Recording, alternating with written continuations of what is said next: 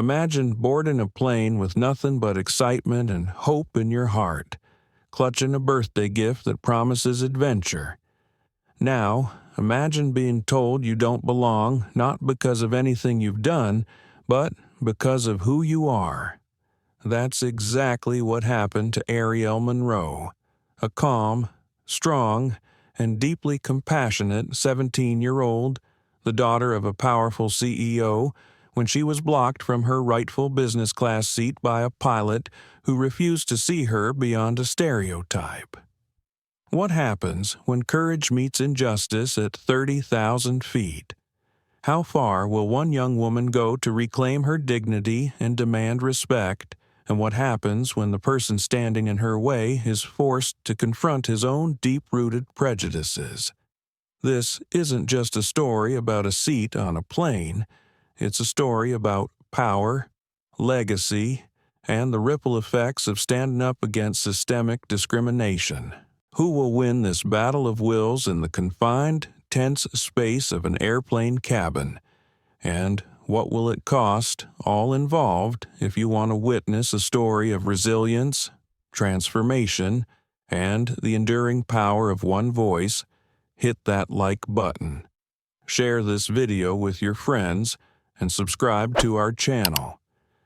Let's dive into this real-life drama together.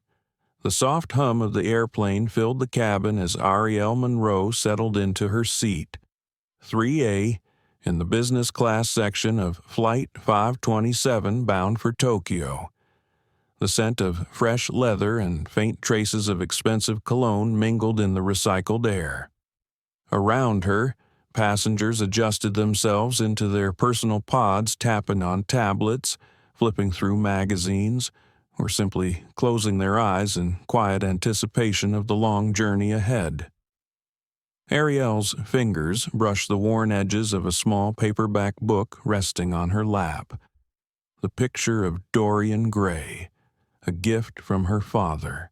The book, slightly dog-eared and softly creased, was a silent companion she carried everywhere. Today was her 17th birthday, and this trip was a rare gift, a chance to explore a world far beyond the concrete towers and crowded streets of Seattle. She tucked a loose strand of her braided hair behind her ear and glanced around, savoring the moment of calm before the plane took off. The gentle clatter of the overhead bins closing signaled that boarding was nearly complete.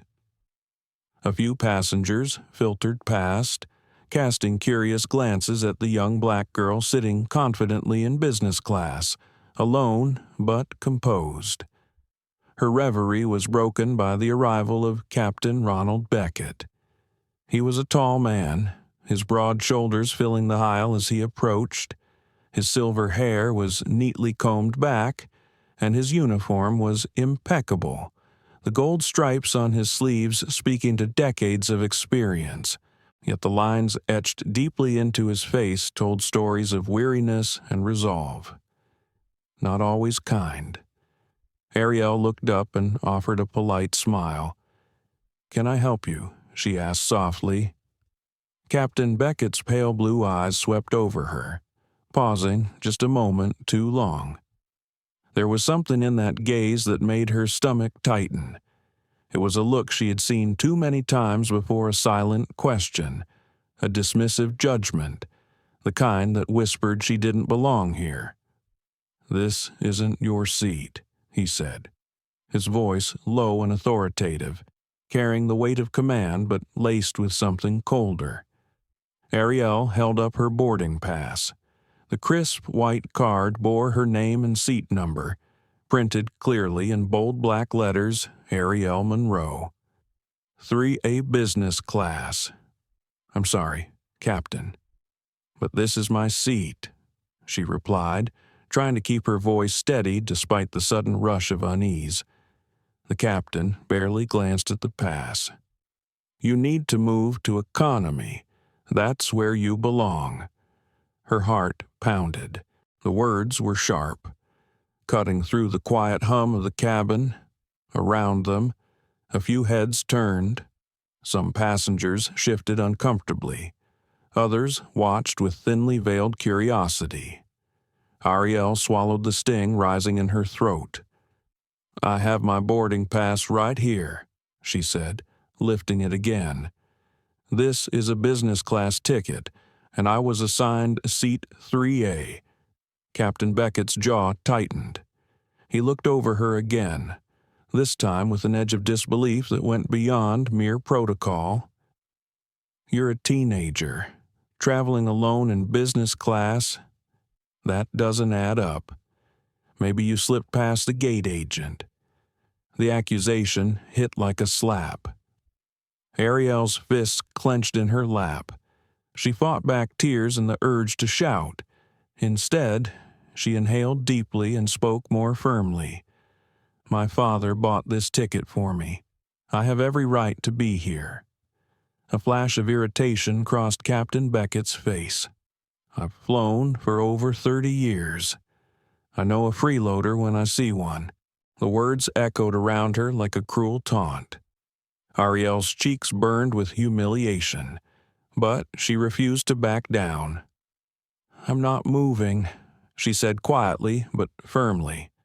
"Please respect my ticket."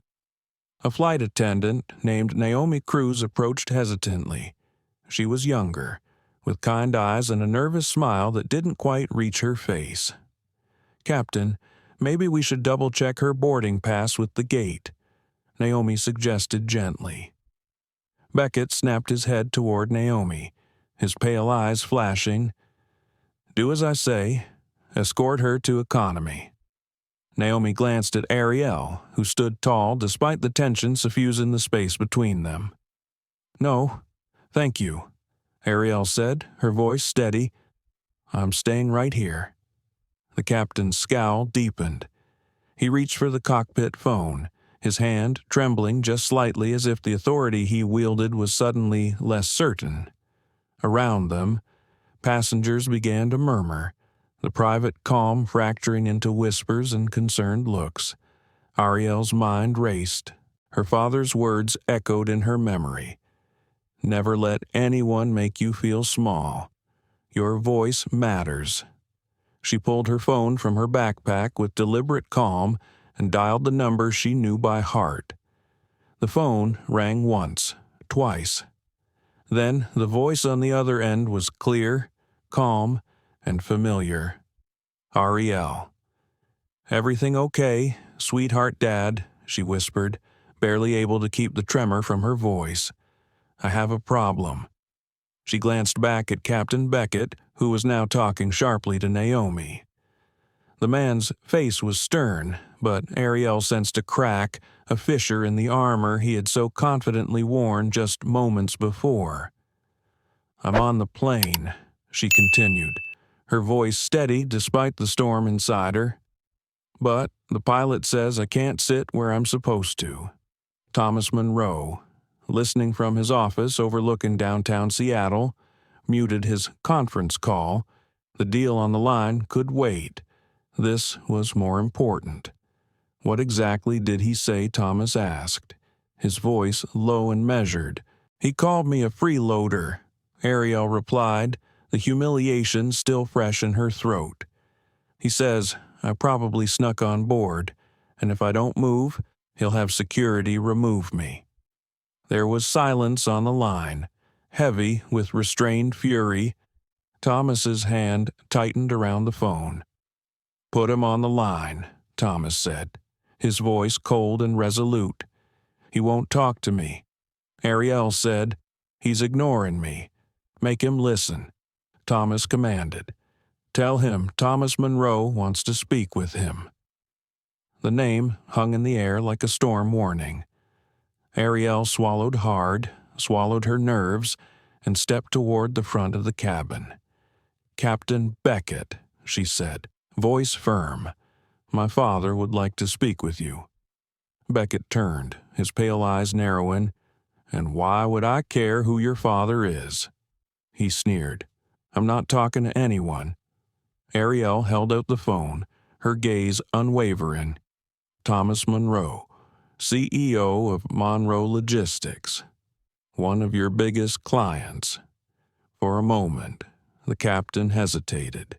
Recognition flickered behind his eyes. Then he turned his back. "Last warning," he said. "Move to economy or get off this plane." Arielle returned the phone to her ear. "He won't take the call," she said quietly. "Give me the airline and flight number," Thomas instructed. "Oceanic Air Flight 527, Arielle replied, heart pounding. Thomas cut his conference call again. "Gentlemen," he said into his headset, "I have a situation that requires my immediate attention."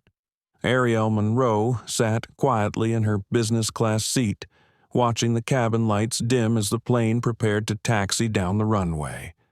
Around her, the hum of the engines grew louder, a steady reminder that soon she would be thousands of feet above the ground, far from the city she knew so well.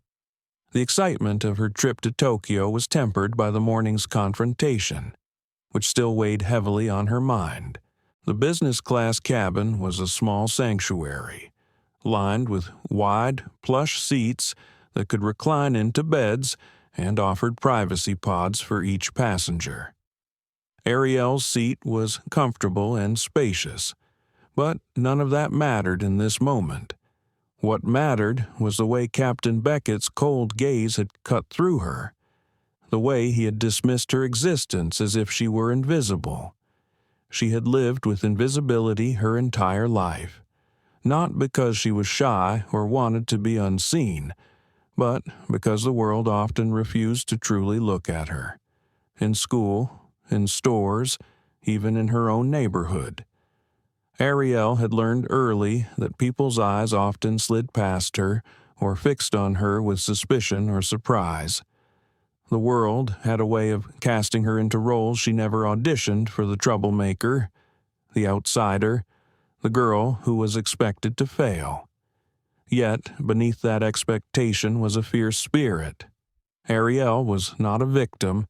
She was a daughter, a student, an artist, a thinker. She loved the quiet corners of the Seattle Art Museum, the gentle rustle of pages in a library, and the comforting weight of her father's hand on her shoulder when she needed it most. This trip was supposed to be a gift, a reward for years of hard work, for the late nights studying calculus and Japanese literature. It was a chance to breathe, to discover, to grow. She glanced down at her hands resting on the armrest, the small scars from childhood etched faintly on her knuckles. They were reminders of scraped knees, of times she had fallen and gotten back up.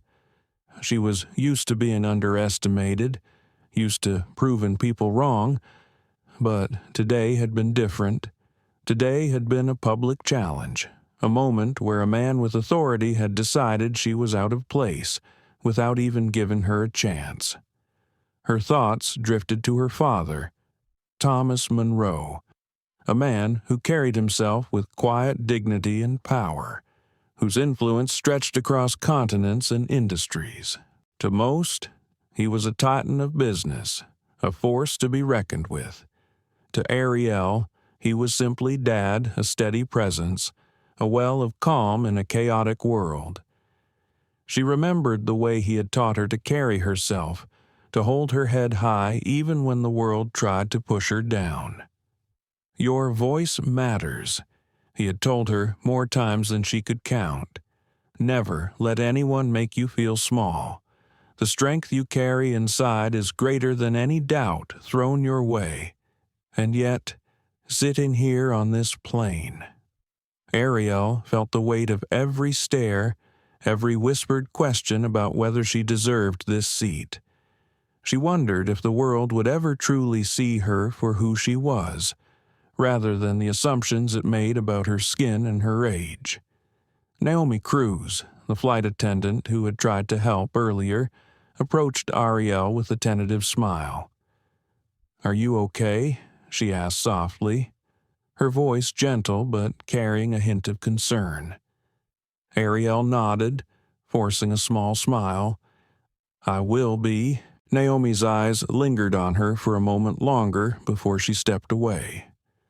Arielle knew that Naomi, like many others on this flight, was caught in the uncomfortable space between sympathy and fear. Sympathy for Arielle's situation and fear of challenging someone with the captain's authority. The flight crew resumed their preparations, the announcements on the intercom blending into the background. Arielle closed her eyes briefly and allowed herself a moment to breathe. She thought about the journey ahead, not just the physical distance from Seattle to Tokyo, but the path she was walking in a world that was still learning how to look beyond color and age. Her phone buzzed quietly in her pocket. She pulled it out and saw a text from her father. "I'm here. I've got you." The message brought a warmth to her chest, even from miles away. Thomas Monroe was a fortress. He had already taken steps behind-the-scenes calls to the airline's executive team, assurances that her situation would be addressed. But Arielle knew this was bigger than her. It was about every person who had ever been told they did not belong, every voice that had been silenced. As the plane lifted off the runway and soared into the gray morning sky, Arielle felt a mixture of resolve and reflection.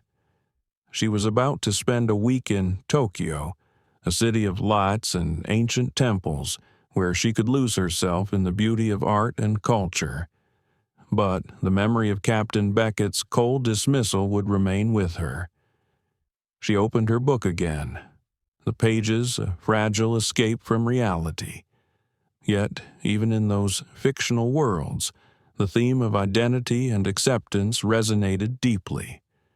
Her thoughts were interrupted by the soft chime of the seatbelt sign turning off. Passengers began to move.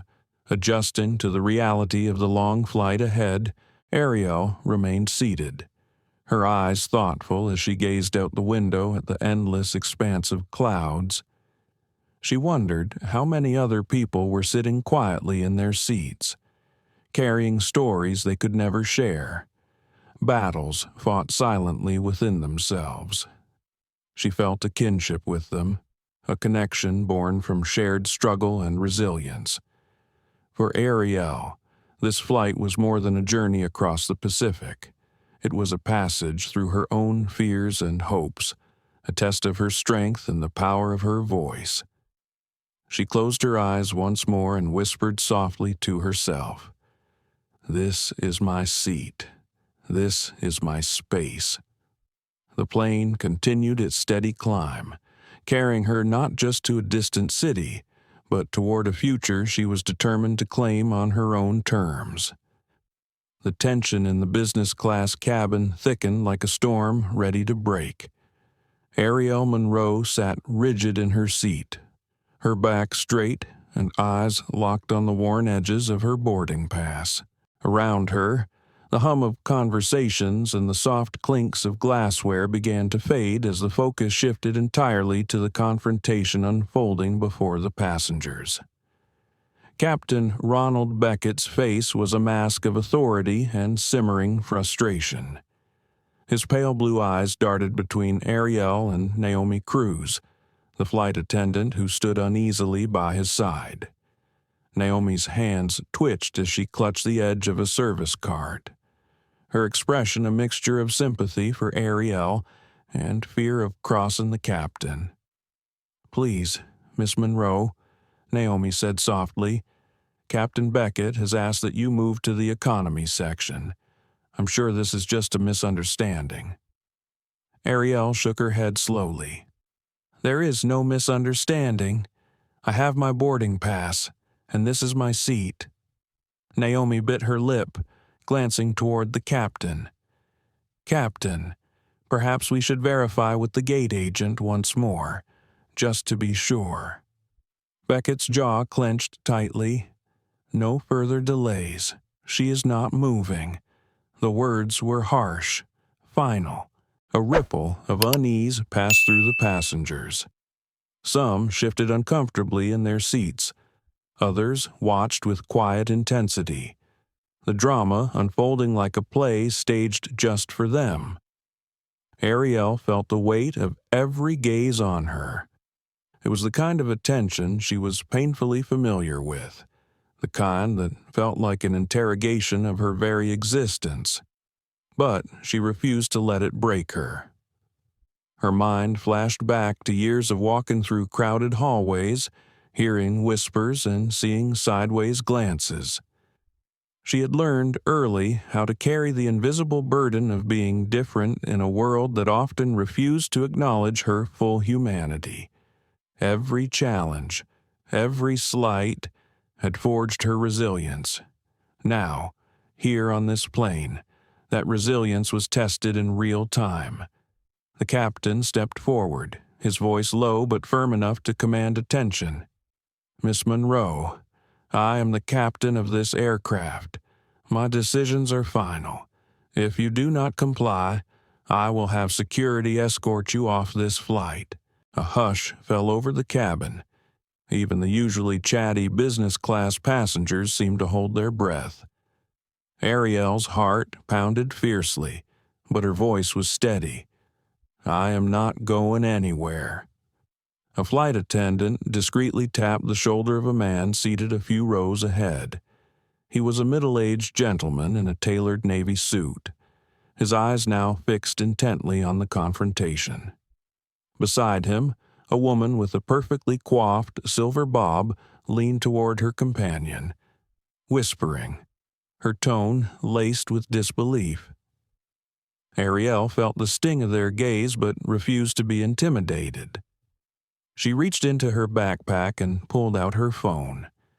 The device, a lifeline, and a weapon all at once. She dialed her father's number with practiced fingers, hoping against hope that he would answer. Thomas Monroe, seated in a sleek office atop one of Seattle's tallest skyscrapers, was in the middle of a heated conference call when his phone vibrated insistently. He glanced at the screen and saw his daughter's name. Without hesitation, he muted the conference and answered. "Arielle."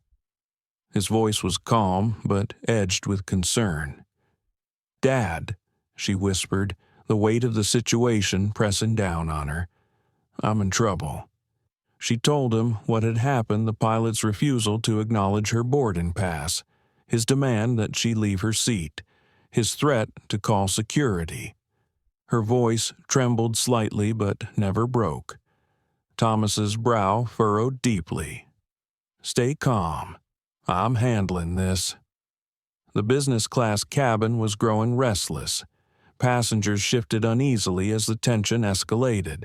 The man in the Navy suit, now identified as Brent Tanaka, a tech executive and keen observer, discreetly raised his phone. Behind his calm demeanor was a simmering indignation. He began recording. Naomi glanced at Arielle with a mixture of admiration and pity. "You're very brave," she said softly. Arielle managed a small, weary smile. "I don't have a choice." Captain Beckett's scowl deepened as he noticed the growing attention. His authority felt threatened by the silent spectators, by the presence of a young girl who refused to be erased. He moved closer to Arielle, voice dropping to a dangerous whisper. "You think your father's money will protect you? This is my plane, and I say you don't belong here." The insult was sharper than any blade. Arielle's hands clenched into fists in her lap, but her voice remained calm, almost cold.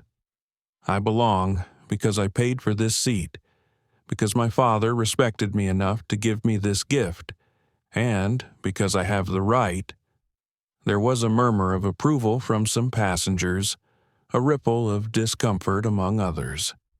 Brent's phone camera captured every moment, every inflection. The captain's eyes flickered to the glowing screen. For a moment, a flicker of doubt crossed his face. Then he hardened. "I will give you one last chance. Move now or be removed." Arielle stood, her figure slender but resolute. She held her phone to her ear. Voice steady. "Dad, he's threatening to remove me from my seat." Thomas's voice came through the speaker, firm and unwavering. "Stay where you are. I'm on the line with the airline's CEO. We're going to fix this." Captain Beckett's lips curled into a sneer. "Fine. Have your rich father come down here and sort it out." Arielle caught the eyes of her fellow passengers, some curious, some skeptical, some quietly supportive. For once, she was not invisible. Her fight was no longer just hers. It had become a challenge to the system that had sought to silence her. As the plane began its slow taxi toward the runway, the battle lines were drawn. Arielle Monroe was not just a passenger fighting for her seat. She was a symbol of resistance against prejudice, a voice rising above the drone of assumption and bias. The world was watching now, and Arielle was ready. The voice of Thomas Monroe came steady and unwavering through the phone speaker as Arielle held it close to her ear. His calmness was a stark contrast to the storm brewing around her. Every word he spoke carried the weight of decades spent commanding boardrooms and negotiating multi-billion-dollar deals. But here, thousands of feet in the air, his presence felt like a lifeline tethering Arielle to a world where justice might still prevail. "I've already made calls." "Arielle," Thomas said quietly, "the CEO of Oceanic Air is on his way to the airport. They will not let this injustice stand." Arielle swallowed hard, her throat tight with a mixture of fear and hope. The passengers in business class were no longer whispering quietly. Some had taken out their phones, recording or watching the drama unfold with a mixture of fascination and discomfort. The man in the navy suit who had earlier started filming now spoke quietly to a woman beside him, his voice laced with disgust. Captain Ronald Beckett stood nearby, his pale blue eyes flicking nervously toward Arielle and her phone. He was a man used to control, to absolute authority within the narrow world of his cockpit and cabin. But this time, the rules seemed to be shifting beneath his feet, and it unnerved him deeply. Beckett straightened his uniform, his voice rising slightly in an effort to reclaim command. "Miss Monroe, I am the captain of this aircraft. I make the decisions on this plane. You're not moving. You're causing a disruption, and I will have security remove you if necessary." Arielle held her ground, the phone steady against her cheek. "My father is the chairman of Monroe Logistics, one of Oceanic Air's largest corporate clients. I suggest you reconsider your position." There was a pause, the kind that stretches long and thin, filled with the weight of unspoken consequences. A hush fell over the cabin as passengers awaited what would come next. Behind the scenes, Thomas Monroe was already orchestrating a cascade of events. His executive assistant, Jessica, was on the line with the airline's corporate offices, demanding immediate intervention. Emails were being sent, calls escalated, and the gears of corporate power turned quickly when faced with one of their most important clients. Back on the plane, the tension tightened around Arielle like a vice. She could feel eyes on her, some full of sympathy, some silently judging, others resentful of the disruption she represented. She fought the urge to look away, to shrink into the seat she had every right to occupy. Her father's words echoed again in her mind, steady and unyielding. "Your voice matters. Never let them silence you." Naomi Cruz, the flight attendant, hovered nearby, torn between the instructions of her captain and the clear unfairness of the situation. She leaned in slightly and whispered, "You're doing the right thing. Arielle, hold on just a little longer. Arielle nodded, grateful for the small gesture of support. Suddenly, the plane's intercom crackled to life. A voice, crisp and professional, interrupted the murmurs. "Ladies and gentlemen, we apologize for the delay. There's a situation on board that requires our immediate attention. We ask for your patience and understanding." A ripple of unease passed through the passengers. The captain's face, usually composed, was tight with frustration. Beckett's fingers drummed nervously on the armrest. Arielle's phone buzzed again. It was her father. "Jessica has arranged for the CEO of Oceanic Air, Michael Davenport, to meet us at the gate upon landing. He's personally involved now." The news was a balm to Arielle's frayed nerves. Here was a man who wielded real power, someone who could not be ignored or dismissed. As the plane taxied toward the runway, the cabin crew began final preparations for takeoff. Arielle sat upright, bracing herself for the journey ahead. The flight was no longer just a trip across the Pacific.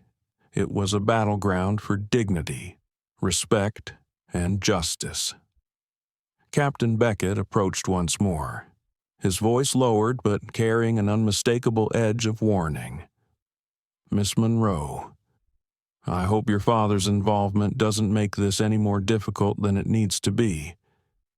Arielle met his gaze evenly. "It won't, because what you're doing is wrong." The engines roared to life, the plane pushed forward, and Arielle felt the subtle lift as they left the ground. Yet the fight was far from over. The flight climbed steadily through the clouds as Arielle Monroe sat firmly in her business-class seat, the steady hum of the engines a soothing background to the storm still raging inside her. Her father's voice lingered in her ear, a calm anchor amid the turmoil. Thomas Monroe's involvement had shifted the battle from a private confrontation to a corporate reckoning, but the fight was far from over. Captain Ronald Beckett paced near the cockpit door, his face a mask of contained frustration and barely concealed worry.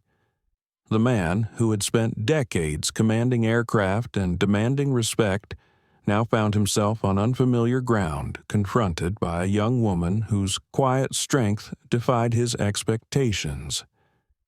Beckett's fingers drummed impatiently against the console as he wrestled with the reality that his authority was being challenged not just by Arielle, but by the powerful name she carried.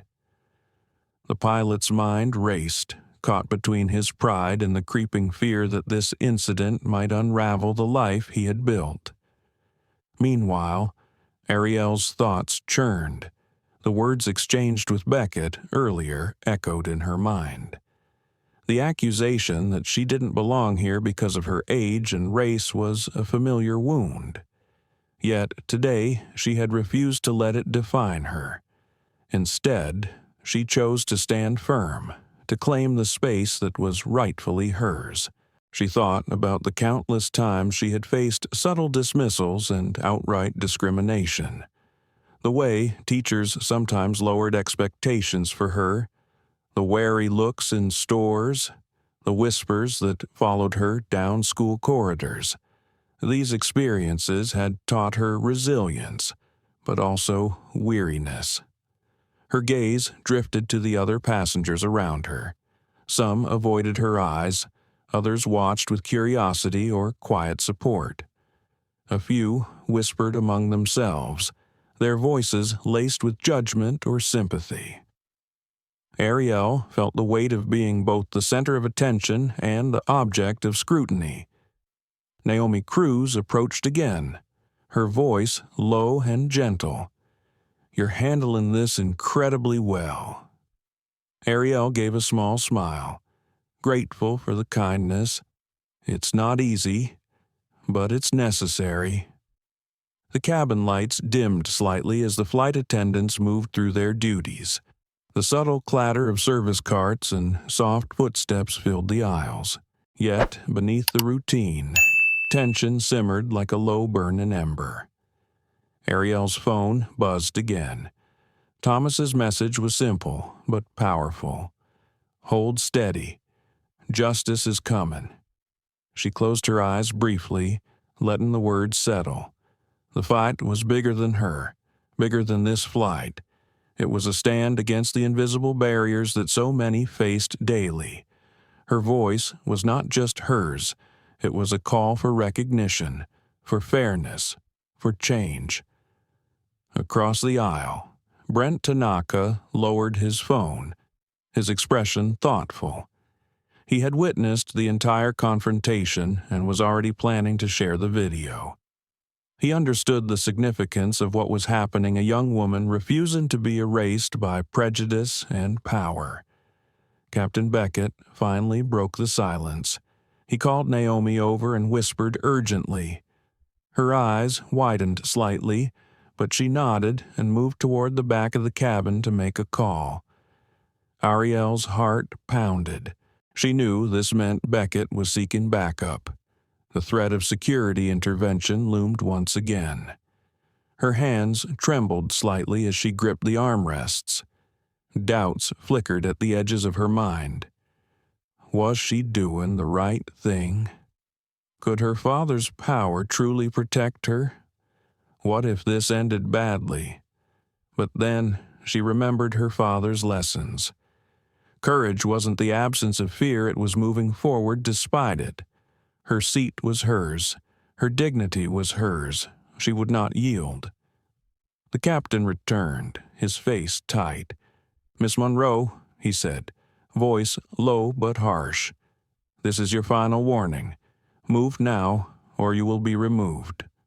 Arielle stood slowly, meeting his gaze without flinching. "I will not move." At that moment, the cabin door slid open, and a woman in a sharply pressed uniform entered.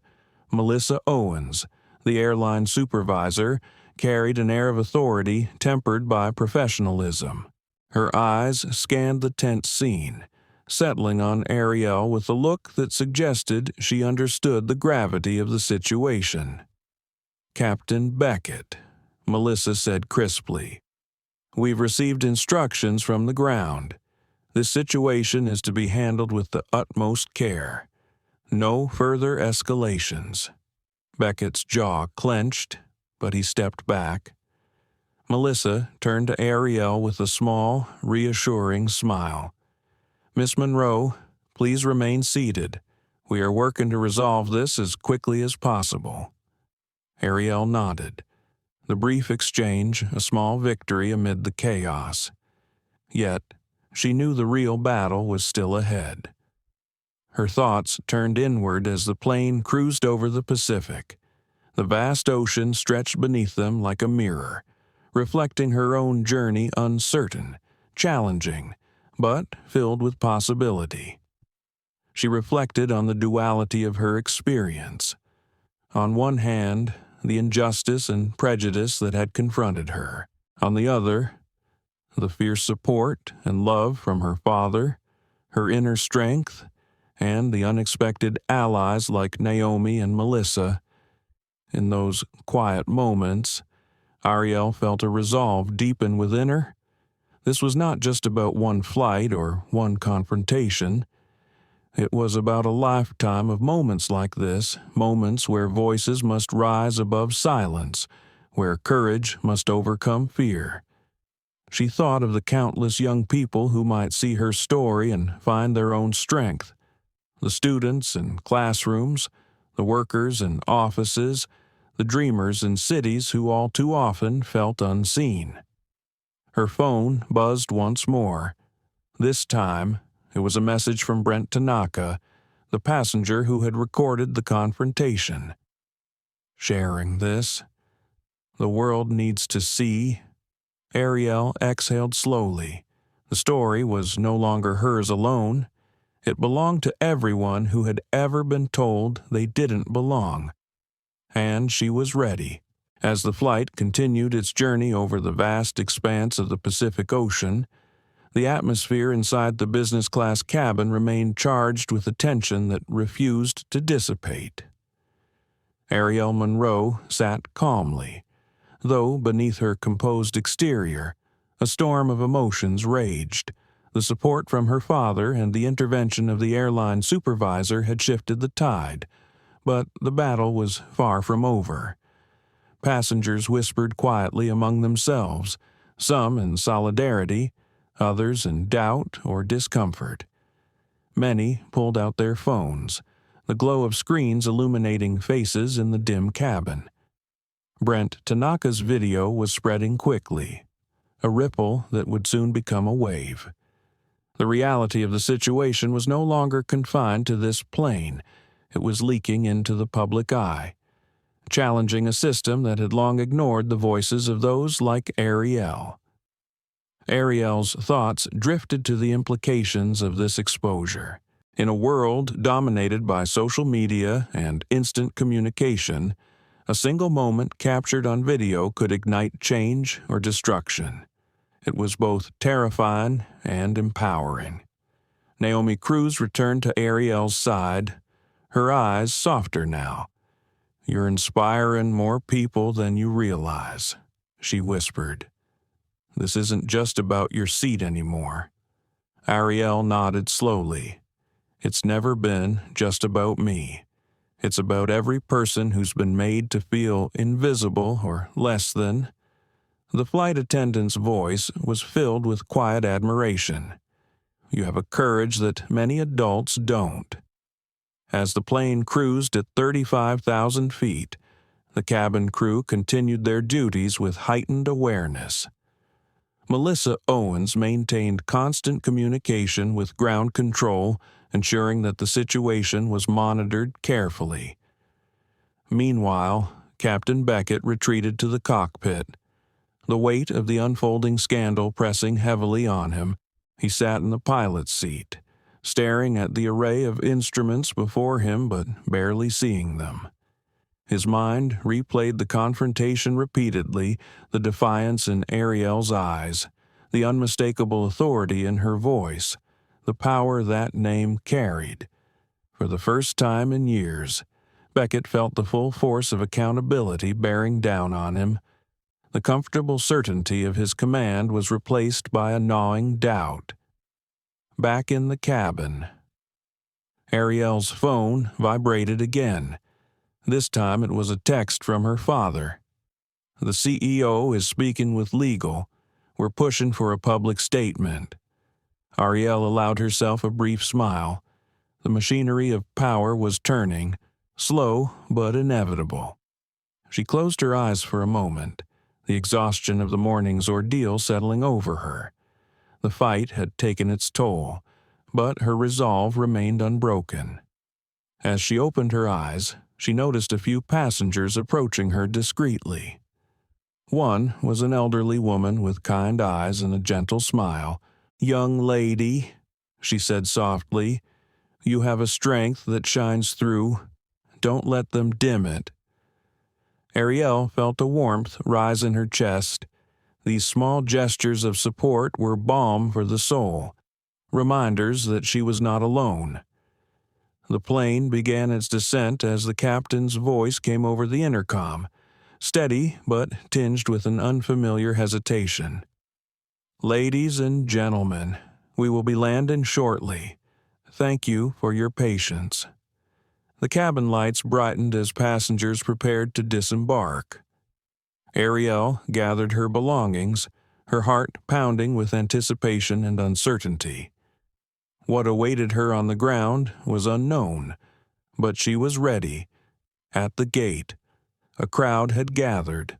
Journalists, airline officials, and curious onlookers buzzed with anticipation. Thomas Monroe stepped forward, his calm presence commanding attention.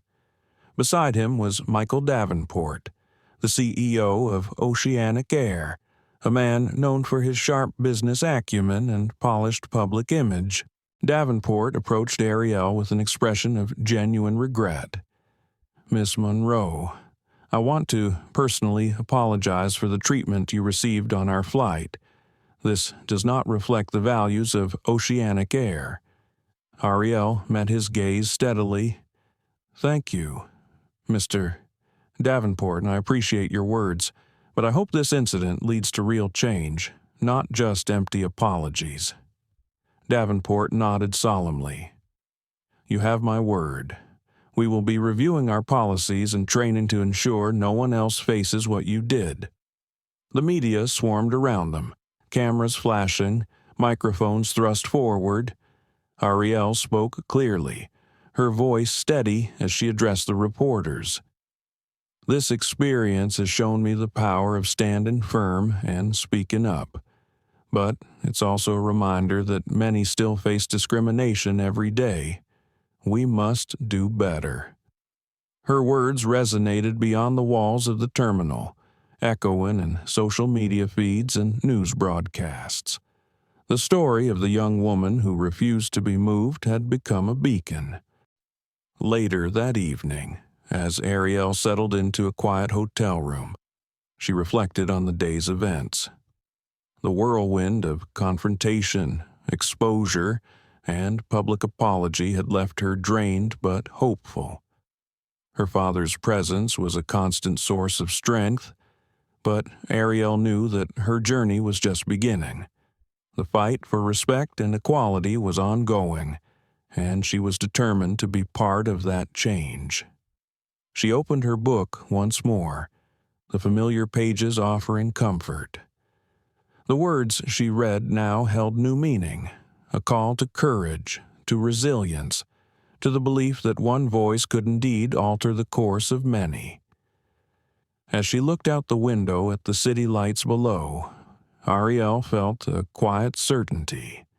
The sky might be vast and sometimes indifferent, but within her burned a fierce light that no darkness could extinguish. The aftermath of the incident on Oceanic Air Flight 872 rippled through the aviation world like a thunderclap. Arielle Monroe's quiet courage and unyielding resolve had captured hearts and headlines alike. Yet while many celebrated her victory, the consequences for Captain Ronald Beckett were swift and severe. Beckett sat alone in a sterile office at the airline's headquarters, the fluorescent lights casting harsh shadows over his weary face. The weight of the past weeks pressed heavily on him. His pilot's license had been suspended pending a formal investigation. His reputation, painstakingly built over 3 decades, lay in tatters. He traced the scar on his knuckles, a nervous habit when his thoughts spiraled. How had it come to this one moment? He was the unquestioned authority in the cockpit. The next, he was the man who had humiliated a young passenger and ignited a corporate firestorm. His phone vibrated, a message from Melissa Owens, the airline supervisor who had tried to contain the situation on the flight. Meeting with legal and HR today. Prepare your statement. Beckett exhaled slowly, his mind a tangled web of regret and defensiveness. He remembered the confrontation vividly, the defiance in Arielle's eyes, the power in her voice, the unshakable conviction. It had shaken him in ways he wasn't ready to admit. Meanwhile, across the country in Seattle, Arielle prepared for the next chapter. The media frenzy had subsided somewhat, but the impact of her stand was far from over.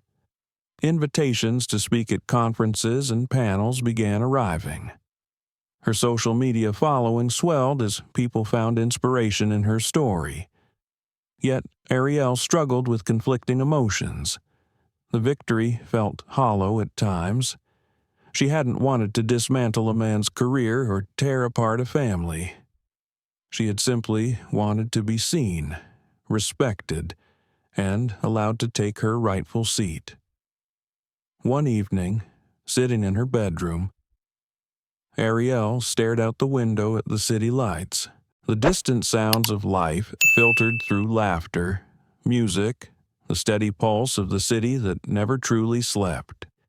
She felt a profound loneliness, the kind that comes from carrying the weight of a movement far larger than oneself. Her phone buzzed again. It was a message from her father. "Remember to take care of yourself. This is your journey, but you are not alone." She smiled softly, grateful for his steadfast support. Back in Connecticut, Beckett faced his own isolation. His wife, Eleanor, had moved out with their children, unable to endure the public shame and private turmoil. Friends had distanced themselves, uncomfortable with the scandal. The man who once commanded respect now found himself a pariah. He took to walking the quiet streets near his small apartment, the autumn chill biting at his face. He replayed the events repeatedly, searching for answers, for forgiveness, for a way back. One afternoon, a familiar figure approached him. Mark Harris, Beckett's co-pilot on the flight, who had remained largely silent during the confrontation. "Ronald," Mark said gently, "I want to talk." They sat together on a park bench, the air filled with the scent of fallen leaves. Mark's eyes held a mixture of guilt and empathy. "I should have done more to support you, to de-escalate, but I was intimidated. You were the captain." Beckett shook his head, a bitter laugh escaping him. "It wasn't your fault. It was mine. All mine." Mark hesitated, then reached into his jacket and pulled out a crumpled envelope. "Some of the guys collected this for you. It's not much, but we wanted to help." Beckett accepted the envelope, a flicker of gratitude warming his chest. Tears welled up, the first he had shed since the incident. For Arielle, the journey of healing and activism had just begun. She threw herself into her studies, focusing on civil rights law. Her voice became a beacon for those who sought justice and equality. She spoke with eloquence and passion about the need to confront unconscious bias, to create spaces where everyone could be seen and respected. Her relationship with her father deepened. Thomas Monroe continued to be her rock, but he also encouraged her to find her own path, to balance the public fight with personal peace. One day, Arielle made a decision that surprised her father. She wanted to meet Ronald Beckett, to understand, to confront, to seek closure. Thomas was hesitant at first, protective of his daughter's heart, but he recognized the strength in her resolve. Through careful arrangements, a meeting was set in a quiet public park, neutral ground far from the glare of media and corporate scrutiny. The day was gray, the sky heavy with clouds. Arielle waited on a bench, hands folded tightly in her lap. When Beckett arrived, he looked smaller than she remembered, the arrogance and authority replaced by a haunted vulnerability. He approached slowly, eyes cast downward. "Miss Monroe," he said softly, "thank you for agreeing to see me." Arielle looked at the man who had caused her so much pain. She saw not a villain, but a broken human, drowning in the consequences of his own actions.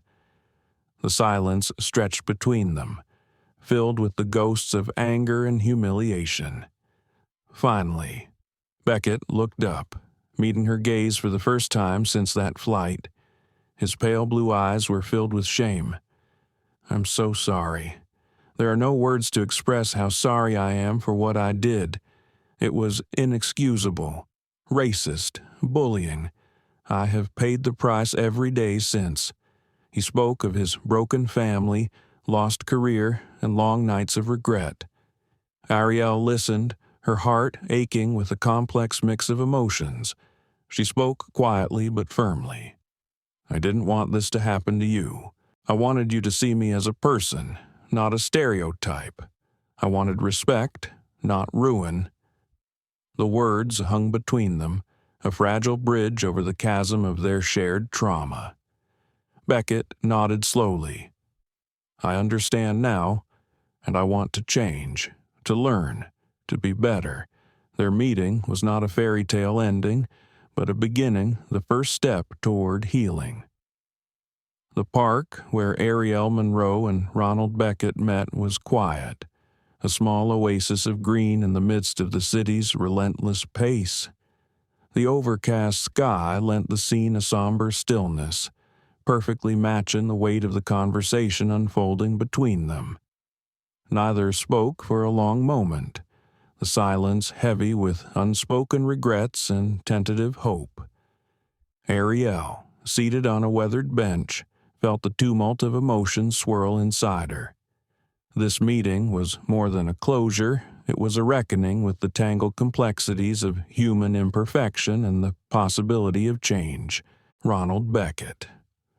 Once the proud captain of Oceanic Air Flight 872 looked every bit the man brought low by his own actions. His shoulders slumped as he spoke with raw honesty, his voice a whisper against the rustling leaves.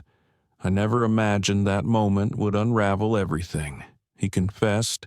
My career, my family, my sense of self. I've spent countless nights haunted by the image of you, the defiance in your eyes, and my own failure to be better. Arielle nodded, the ache inside her softened by the sincerity. I didn't want to break you. I wanted you to see me for who I am, a young woman with dreams and worth, not a stereotype to be dismissed. They talked for hours, slowly peeling back the layers of pain and misunderstanding. Beckett revealed his lifelong struggle with ingrained biases he had never confronted, the toxic combination of stress, entitlement, and fear that led to his fateful decision to challenge Arielle. Arielle shared her experiences of growing up as a black teenager in a world that often judged her before she spoke. She spoke of resilience born from hardship, of the fierce desire to be seen and respected. Their conversation was not an erasure of the past, but an acknowledgement, a fragile step toward mutual understanding. Back at Oceanic Air headquarters, the incident sparked a company-wide reckoning. CEO Michael Davenport spearheaded a new initiative aimed at diversity, equity, and inclusion. Mandatory training programs were launched, policies rewritten, and a culture of accountability fostered. Melissa Owens, the airline supervisor who had stepped in during the flight, became a vocal advocate for change within the company. She worked tirelessly to ensure that incidents like Arielle's would never be repeated. Arielle, inspired by her own journey, began speaking at universities and community centers. Her message was clear. Courage is not just about standing up for yourself, but about building bridges for others to cross. Thomas Monroe watched his daughter blossom into a formidable advocate. Their bond deepened beyond the roles of father and daughter into partners in a shared mission for justice. Yet Arielle never forgot the complexity of the story. She understood that true change requires empathy as well as justice.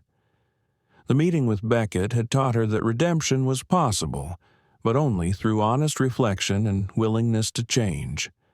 Months later, Beckett, now retired from flying, found purpose volunteering at a local community center. He shared his story openly, speaking about unconscious bias and the power of accountability. His voice, once a symbol of authority in the skies, became a humble call for understanding on the ground. Arielle continued her studies, her passion for civil rights law fueled by the memory of that turbulent flight. She envisioned a future where justice was not an exception, but a standard. Their paths never crossed again, but the moment they shared remained a testament to the power of forgiveness and transformation. The story of Arielle Monroe and Captain Ronald Beckett is a reminder that beneath every headline are human beings capable of both harm and healing. It challenges us to confront our own biases, to listen with open hearts, and to believe in the possibility of change. It is a story of courage, consequence, and compassion, a story that echoes far beyond the confines of a single flight. The moment the video of the confrontation on Oceanic Air Flight 872 went viral, it became a catalyst for a media frenzy unlike anything Arielle Monroe had ever imagined. Social media platforms buzzed with reaction support, outrage, empathy, and, in some corners, denial. The hashtag Monroe Flight Truth trended worldwide as millions watched the young woman's quiet strength challenge a system built on outdated prejudices. Arielle found herself at the center of a storm she hadn't asked for. Interviews came pouring in, requests from news outlets, podcasts, and advocacy groups eager to hear her story. The intensity was overwhelming at times, but she knew that this was part of the battle, using the spotlight to shine a light on the injustices so many endured silently. Her father, Thomas Monroe, remained a steady pillar. From his corporate headquarters in Seattle, he coordinated legal teams, PR strategies, and advocacy initiatives. Though powerful and influential, Thomas never let the pressure shake his support for his daughter. He reminded Arielle to stay grounded, to focus on the message rather than the noise.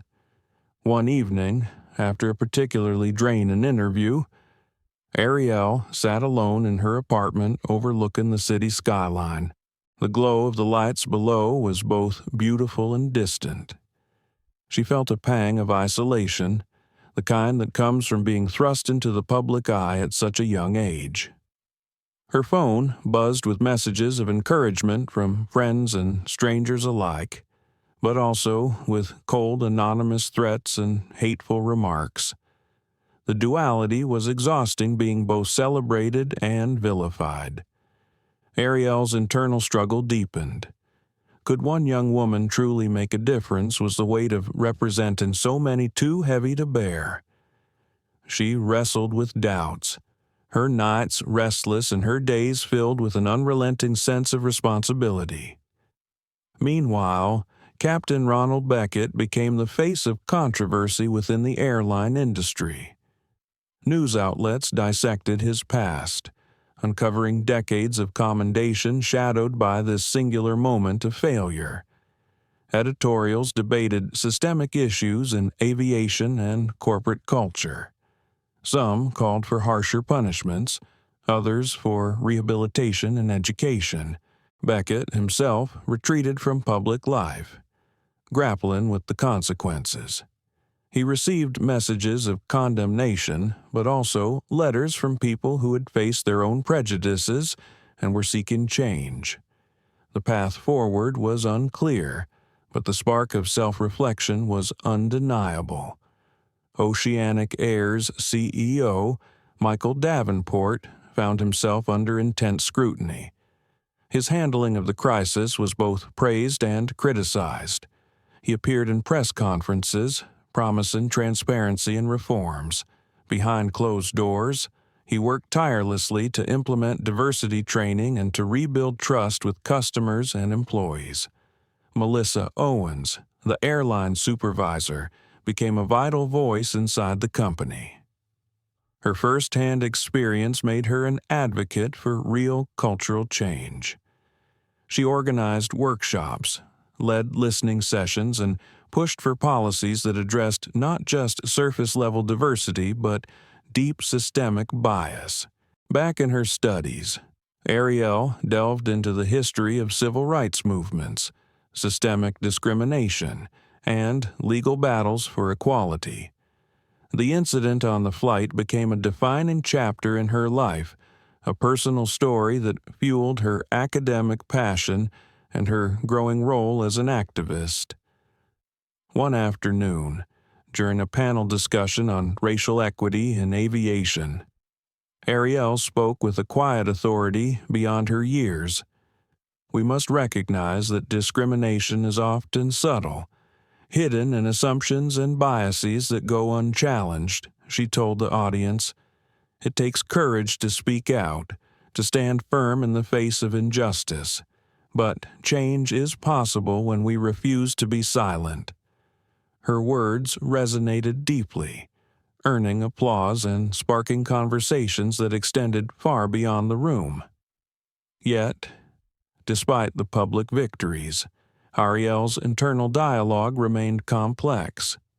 She wrestled with the price of visibility and the ongoing pain of being defined by a moment of conflict rather than her whole identity. One night, as she prepared for bed, she looked at an old photograph of her family, her father's protective smile, the quiet strength in her mother's eyes, the innocence of her younger self.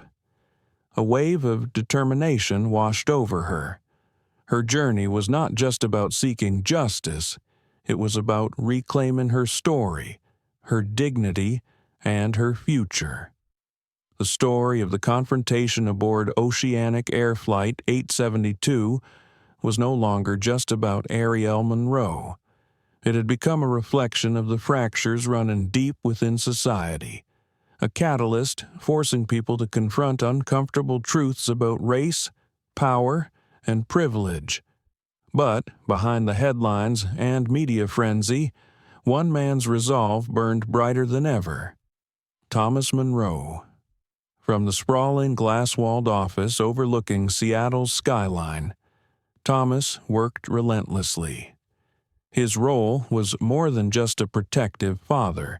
It was the commanding presence of a CEO whose influence could reshape industries. Yet, in this moment, his motivations were deeply personal. His daughter's voice had stirred something inside him, an unwavering determination to see justice done not only for Arielle, but for countless others who faced discrimination every day. One morning, Thomas convened an emergency board meeting with Oceanic Air's top executives, legal advisors, and public relations team. The air was thick with urgency.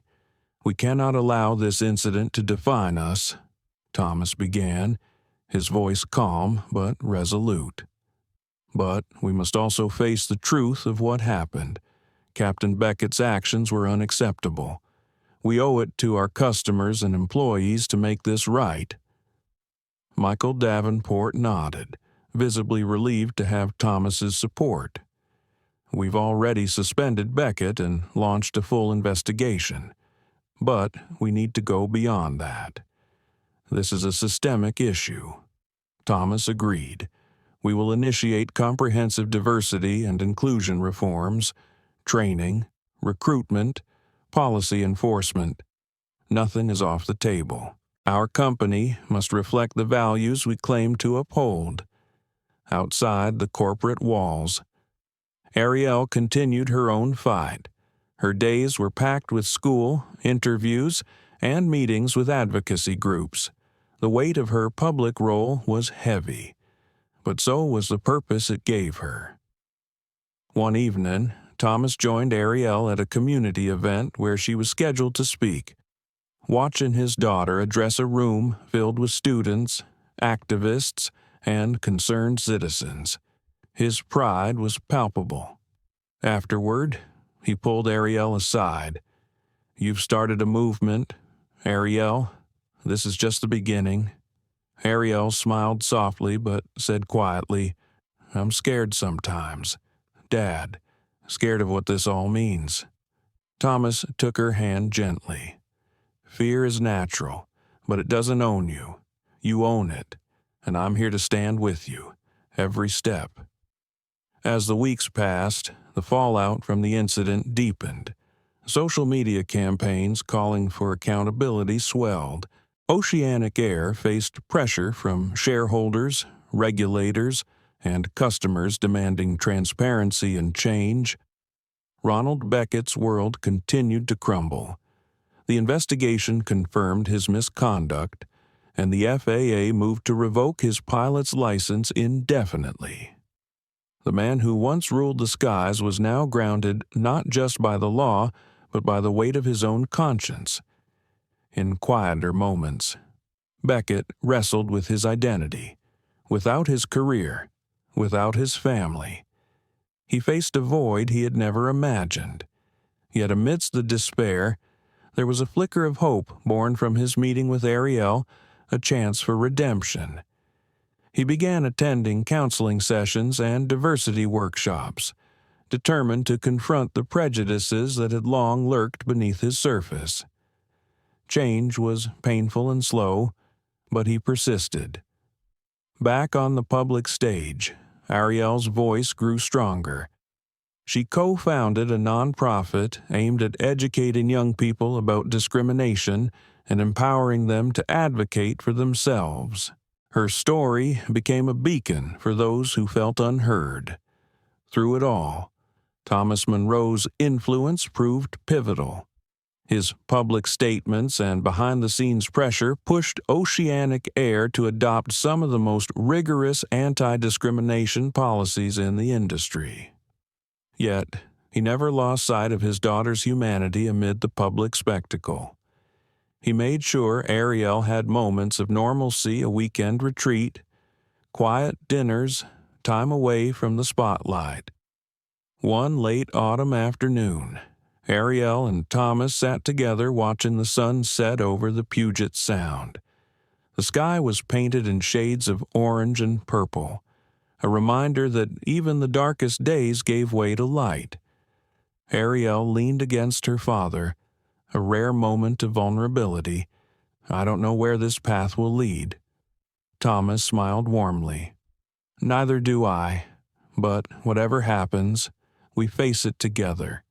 Their bond was unbreakable, a testament to the power of love, resilience, and the fight for justice. The aftermath of the incident aboard Oceanic Air Flight 872 had left an indelible mark on everyone involved. For Arielle Monroe, the journey was far from over. The public spotlight that had once felt overwhelming now seemed like a platform, a chance to build bridges where barriers had long stood. Her days were a whirlwind of activism, study, and public appearances. Yet beneath the surface, Arielle wrestled with the complexity of forgiveness and justice. How could she reconcile the pain inflicted upon her with the humanity of the man who caused it? Her meeting with Ronald Beckett had planted a seed, a fragile hope that even those who falter could change. But the path to healing was neither straight nor easy. One afternoon, Arielle visited a community center where Beckett volunteered. The walls were adorned with vibrant murals painted by at-risk youth, their bright colors a stark contrast to the muted struggles the center sought to alleviate. Inside, Beckett led a group discussion about unconscious bias and the importance of empathy. His voice, once authoritative in the cockpit, now carried humility and regret. Arielle watched quietly from the back of the room. The man she had once seen as an adversary was now attempting to become an ally, not erasing the past, but learning from it. After the session, Beckett approached her cautiously. "Thank you for coming," he said. "I know I don't deserve it, but your presence means a lot." Arielle nodded. "We all have to start somewhere." Their conversations became a series of cautious exchanges, each navigating the delicate balance between accountability and compassion. At the same time, Arielle's nonprofit gained momentum. She worked alongside Naomi Cruz and Melissa Owens to develop programs that addressed systemic discrimination in industries beyond aviation. Thomas Monroe watched his daughter grow into a leader with pride tempered by concern. He knew the battles ahead were daunting, but Arielle's strength and empathy would be her greatest assets. One evening, during a gala honoring civil rights champions, Arielle was invited to speak alongside Michael Davenport and Melissa Owens. The event was a testament to how far the airline had come since that fateful flight. In her speech, Arielle spoke not only of her own experience, but of the broader fight against bias and injustice. "Change is not just policy or training," she said. "It is the courage to look inward, to challenge what we've always believed, and to build a future where dignity is universal." Her words resonated deeply, earning heartfelt applause. Yet, as she stepped down from the podium, she felt the familiar pang of isolation, the burden of being a symbol, a beacon, and a target all at once. Later that night, she confided in Naomi. "Sometimes I wonder if it's enough, if one voice can really change so much." Naomi smiled gently. One voice can start a chorus, and that chorus can become a movement. The road to true equity was long and fraught with obstacles. Arielle knew that for every step forward, there would be resistance, denial, and setbacks. But she also knew that standing still was not an option. Ronald Beckett's journey mirrored this complexity. His efforts to atone through education and outreach were met with mixed reactions. Some saw him as a sincere advocate for change. Others viewed him with suspicion or scorn. He grappled with these conflicting perceptions, learning to accept that redemption was a process, not a destination. In quiet moments, Beckett reflected on the arrogance that had once blinded him. He understood now that privilege and prejudice could be invisible even to those who wielded them. His hope was that by sharing his story honestly, he might prevent others from making the same mistakes. Meanwhile, Arielle faced her own internal battles. The public had seen her strength, but few understood the private moments of doubt, exhaustion, and grief. She kept a journal, an outlet for the tangled emotions that swirled within her. Writing allowed her to process the duality of being both a survivor and a fighter. One entry read, "I am more than this moment, but this moment has changed me. I carry it with me not as a burden, but as a call to action." As the anniversary of the incident approached, Oceanic Air announced the establishment of a scholarship fund in Arielle's name, aimed at supporting underrepresented youth pursuing careers in aviation and law.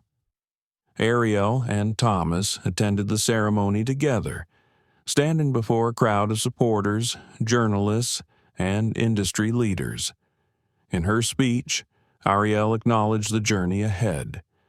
This fund represents not just opportunity, but responsibility. We owe it to those who come after us to build a world where no one is judged by the color of their skin or their age, but by the content of their character. The crowd erupted in applause. Afterwards, Arielle received a message from Ronald Beckett. "Thank you for the courage to forgive. It gives me hope to keep trying." She smiled, the fragile threads of healing weaving slowly but surely. The story of Arielle Monroe and Ronald Beckett was no longer just about a confrontation on a plane. It was about the ongoing challenge to confront bias, to embrace empathy, and to build a more just world. Months had passed since the incident on Oceanic Air Flight 872. The public conversation around discrimination, equity, and accountability had shifted dramatically, spurred on by the courage of a young woman who refused to be silenced. Arielle Monroe stood at the forefront of this change, a symbol of resilience, hope, and the power of a single voice. Her life was no longer just about her own dreams. It had become a mission to create a world where dignity was the birthright of all. One crisp spring morning, Arielle prepared to speak at a national conference on civil rights. The hall was packed with advocates, policymakers, students, and industry leaders. The air was thick with anticipation. As she stepped onto the stage, the spotlight felt less intimidating than it once did. Years of speaking, sharing, and growing had tempered her nerves into quiet confidence. She began. "When I boarded that plane, I was just a girl excited for a birthday trip. I never imagined I would become a symbol for so many. But this experience taught me that injustice anywhere is a threat to justice everywhere. And standing up, even when it's hard, can spark change." Her words echoed through the room, met with heartfelt applause. Behind the scenes, Thomas Monroe watched his daughter with pride and a touch of awe. The girl who had once nervously clutched her boarding pass was now a powerful advocate inspiring thousands. Meanwhile, Ronald Beckett continued his path toward redemption. His volunteer work at community centers expanded to speaking engagements focused on unconscious bias and personal accountability. Though the scars of his past mistakes remained, Beckett found purpose in helping others confront their own prejudices before they caused harm. Their paths did not cross often, but both carried the unspoken bond forged in the crucible of that turbulent flight. Arielle's nonprofit foundation flourished, funding scholarships and programs aimed at empowering marginalized youth. She balanced her activism with her studies, pursuing a law degree focused on civil rights and social justice. Her story was no longer just about conflict, it was about hope and progress. One evening, as Arielle walked through the city park, she paused by the bench where she had first met Beckett months before. The sky was painted with the soft hues of dusk. She reflected on the journey, the anger, the pain, the courage, and the unexpected grace of forgiveness. Though the wounds of that day remained, they no longer defined her. Instead, they fueled her resolve to build bridges over the divides that once seemed insurmountable. Her phone vibrated a message from Thomas. "Proud of you, always." She smiled, the warmth of family grounding her amidst the whirlwind of change. Arielle looked up at the stars beginning to twinkle in the night sky. The horizon was vast and filled with possibility. Her journey had started on a flight where she was denied a seat, but it would carry her far beyond. It was a story of courage facing injustice, of a father's love, and the transformative power of a single act of defiance. More than anything, it was a story of humanity, the hard work of learning, forgiving, and moving forward together. As she walked home, Arielle knew the future was hers to shape, and she was ready. The story of Arielle Monroe and Captain Ronald Beckett reminds us that the fight against discrimination is far from over. It teaches us that beneath the harsh glare of public judgment are human beings flawed, struggling, but capable of change and redemption. Arielle's courage to speak up and Beckett's difficult journey toward accountability reveal the painful yet necessary path to healing. This story is a call to recognize the subtle biases that persist in our society and to challenge them wherever they appear.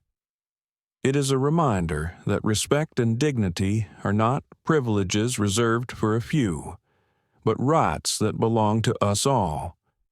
While justice was served, the emotional toll on every person involved leaves us asking how many more stories like this are still unfolding in silence. We hope Arielle's story inspires you to stand firm against injustice and to foster empathy in your own communities. If this story touched your heart, please like, share, and subscribe to our channel. Your support helps us bring more real-life dramas that shine a light on truth, resilience, and hope. Stay with us for our upcoming videos where we continue to explore stories that matter, stories that stay with you long after the screen goes dark.